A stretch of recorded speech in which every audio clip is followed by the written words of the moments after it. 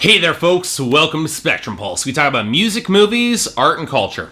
And today we're going to be talking about one of the big ones, the newest album from Taylor Swift, titled 1989. It's hard for me as a critic to really talk about Taylor Swift. See, when she burst on the scene in the late 2000s, I really had conflicting feelings on her. On one hand, I found her songwriting kind of sloppy and lacking in depth. I found her instrumental compositions to be more than a little uninspired and basic. And she didn't exactly stun me with incredible vocals either. On the other hand, she had a knack for solid hooks, a fair amount of charisma and personality, and her songs had a real sense of honest populism to them. They felt clumsy, to be sure, but it was an authentic clumsiness and came from a place of reality for Taylor Swift, and her legions of fans could really identify with that. And with her 2010 album Speak Now, it seemed that she was going even further in that country-flavored direction, and her songwriting was slowly, piece by piece, getting even more refined. And there was really singles on that album I did really like. And then something happened. Someone blamed her, someone blamed her label head Scott Bruschetta for bringing in Max Martin and Shellback, but 2012's Red was a 180 in terms of the depth and more mature songwriting as Speak Now, going for a flagrantly pop focus that mirrored the sellout of her spiritual predecessor Avril Lavigne, and starting in down-to-earth, detail-heavy, authentic songwriting, and then having no idea how to properly age artistically. And I'll be blunt,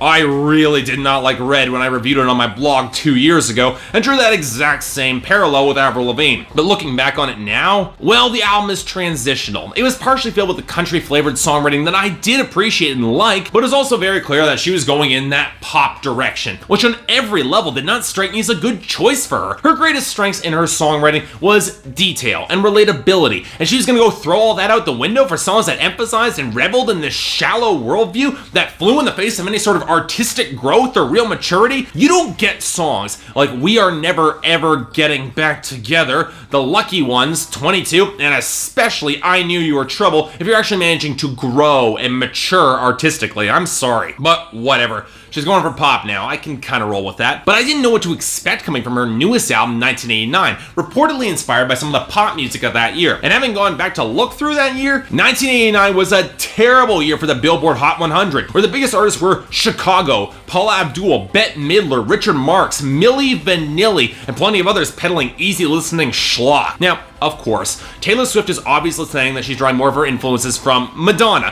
who did have a good year in 1989. But let's be honest here, every single female pop star pulls from Madonna, especially nowadays. And Taylor Swift always struck me as a lot closer to Debbie Gibson, who charted higher than Madonna in 1989 anyways. That said, Taylor Swift is saying that she's also drawing influence from Annie Lennox, who most people probably remember most from her work with the Eurythmics, which, okay, that's interesting. And when you start digging into the songwriters behind the scenes working with Taylor Swift, of course you get Max Martin and Shellback, but I also saw writing credits from Jack Antonoff, the guitarist of Fun and frontman of Bleachers, and Imogen Heap, a singer-songwriter I really liked. These are two artists who dropped some of my favorite albums thus far this year. So, okay, I figured I had to check out 1989, and I honestly did hope for the best. Sure, I didn't like the lead-off single, Shake It Off, but there had to be more on this album than that song, right? Well, there is.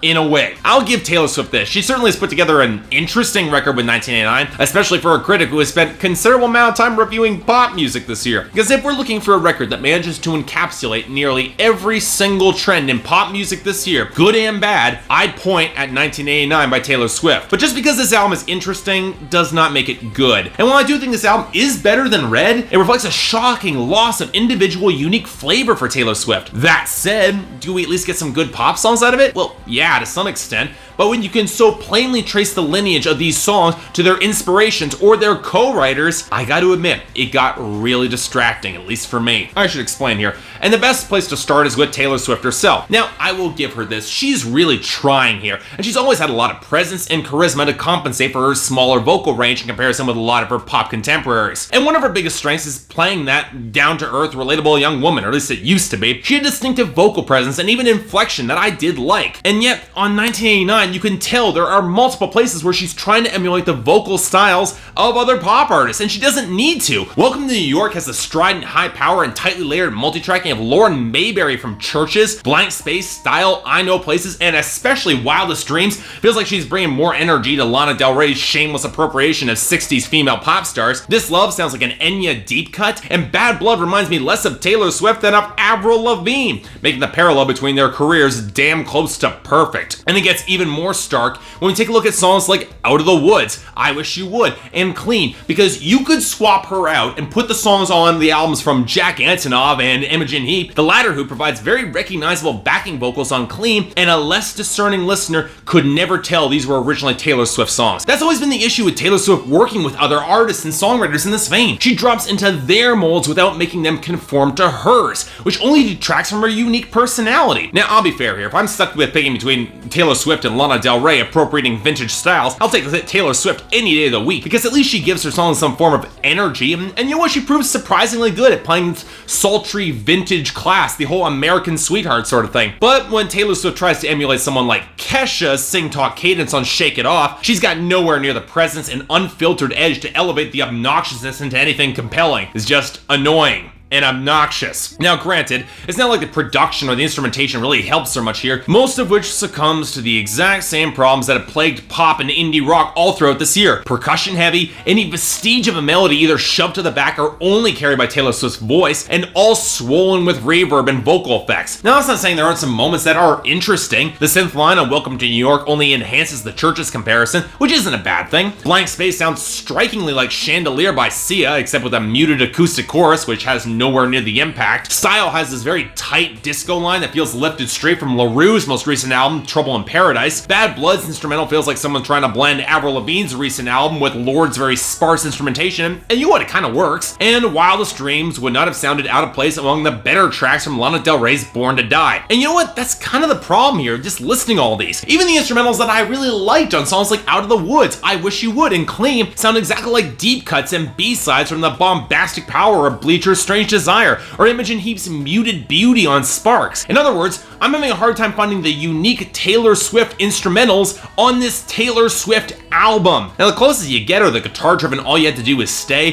How You Get the Girl, and This Love. But that's because they're the only songs that have any sort of real instrumental warmth to them. That's one of the problems of drowning so much of this record in stiff drum machines and de-emphasizing the melody and throwing as much heavier vocal production on this album as you could. You get such a chilly, inorganic product that does not flatter Taylor Swift's warmer vocal tones at all. The closest she gets to making it work is beautifully, really, is on Clean. But that's thanks to the masterful production work of Imogen Heap doing her work behind the scenes, and not Max Martin or Ryan Tedder or Greg Kurstin or Shellback, because let's be honest, they don't work very well with Taylor Swift here. Now, at this point, we're up to songwriting, and some of you are inevitably waiting for me to drop the hammer down. I'll be blunt. There are songs that don't really work here from a technical songwriting standpoint. Shake It Off is probably the worst, the sort of bland anti-hater song that's one of the most incredibly unconvincing songs she's ever written, with a breakdown only emphasizing how flagrantly phony it all is. And sure, fans of that song will point to the video and say, Mark, that's the point, duh. But when you get lyrics like haters gonna hate, and I never miss a beat, I'm lightning on my feet, and that entire bridge, it's impossible not to see the song is not written by the committee trying to emulate authenticity that's just not here. Now, thankfully,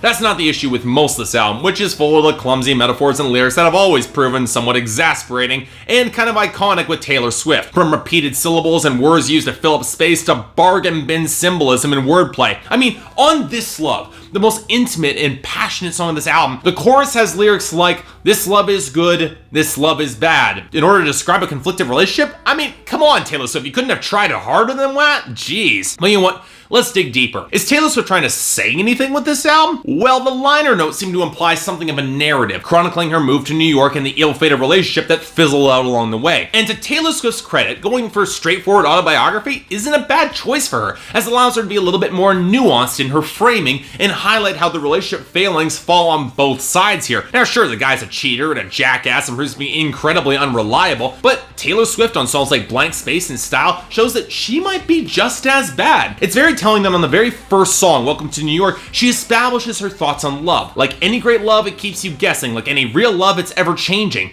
Like any true love, it drives you crazy. In other words, to her, the drama defines the love in her relationships. And you know what? She's come to embrace her role and contributing to it. Coupled with a heavy dose of vintage American sweetheart imagery, Taylor Swift has completely stepped away from the relatable girl next door image, which allows the framing to focus more on her story alone. And honestly, that's both good and bad. On the one hand, some of the songs might appear to glamorize drama overloaded relationships, which I didn't like. The songwriting does have enough self-awareness to show how much of this is her failure to get over this guy and instead keep taking him back. More importantly, importantly, unlike Lana Del Rey's similar material on her last album, Ultraviolence, this album shows Taylor Swift taking a more assertive role, showing some self-awareness and admitting her culpability, and how she's making bad decisions for the wrong reasons. And at the end of this album, the relationship actually ends and she moves on with her life. And while this album might be the least directly relatable album that Taylor Swift has ever released, it does give her fans a net positive theme in contrast to Red, and does display some self-awareness and relatable rationales for the decisions that she made, even when those decisions were the wrong ones. So in the end, okay, look, I know a whole bunch of you are gonna say, oh, you're the only country music critic on YouTube, Mark. You don't like this album because it's not Speak Now Part 2. And honestly, that's not the case at all. If Taylor Swift wants to make pop music, I'm okay with that. I got Lucy Hale, who is filling Taylor's role in pop country better than she ever could. I just wish that Taylor Swift actually created a unique identity instrumentally in pop music instead of emulating a half dozen other artists. Now, to her credit, she does a surprisingly good job imitating some of these acts. I'll take Taylor Swift appropriating vintage pop over Lana Del Rey's bad melodrama any day, and the fact that she's working with Imogen Heap and Jack Antonoff shows that she does have good taste in indie pop music, and with her songwriting only getting better, it shows that she's beginning to really mature as an artist. But with 1989, I gotta say, she's not quite there yet. For me, this album is a solid 6 out of 10 and a recommendation. It's still a good album given her influences, but until she does a little bit more to break free of those influences, Taylor Swift hasn't gotten there yet. But if you're curious, this album's worth a look. Go check it out. So yeah, thanks a lot for watching. If you'd like to like and subscribe, I'd be more than grateful. I can't imagine why this review would be any sort of controversial, so leave some of your thoughts. I'm curious to see how you think she rises above some of her influences on this record. If there's anything else I might be able to do to improve my presentation, or any other albums coming out that you want me to take a look at, I'd be more than happy to give them a listen. Until then, I'm Mark, you're watching Spectrum Pulse, and I'll see you next time.